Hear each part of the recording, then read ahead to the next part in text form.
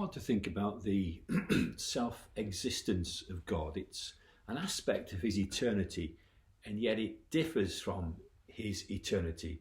God's eternity means that he is the eternal I am. He's past, present, and future, all at the same time. He dwells in eternity. He's not bound by time.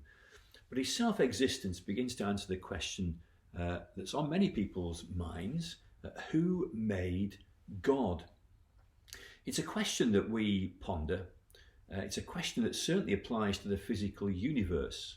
Everything has a beginning and an origin. Where did the universe come from? We know from the laws of nature that the universe cannot be something that made itself. Nothing comes from nothing.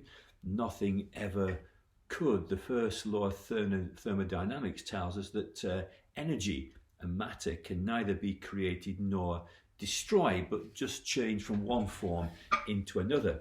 So the origin of the universe is from God. God created.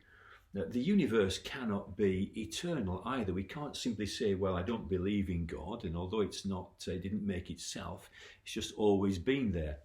Well, again, the laws of physics and nature tell us that the energy available for doing useful work in a closed system, such that the universe is always winding down.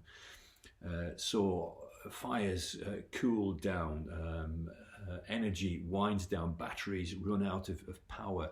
Eventually the universe runs out of energy, unless it's topped up by some source from the outside. But then the question comes, where has that come from? So if the universe were eternal, it would have wound down by now and be a dark black cold cinder.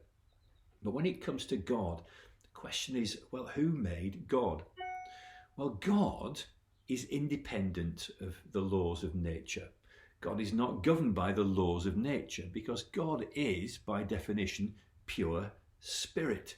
And as pure spirit, he can be and is eternal. He is therefore self-existent. He simply is. There is no need to ask the question. Well, you can ask the question, but here's the answer. He always has been, quite different from any creature or anything. God is self-existent, and nobody made him. He is the first cause of all things, the eternal, the self-existent one.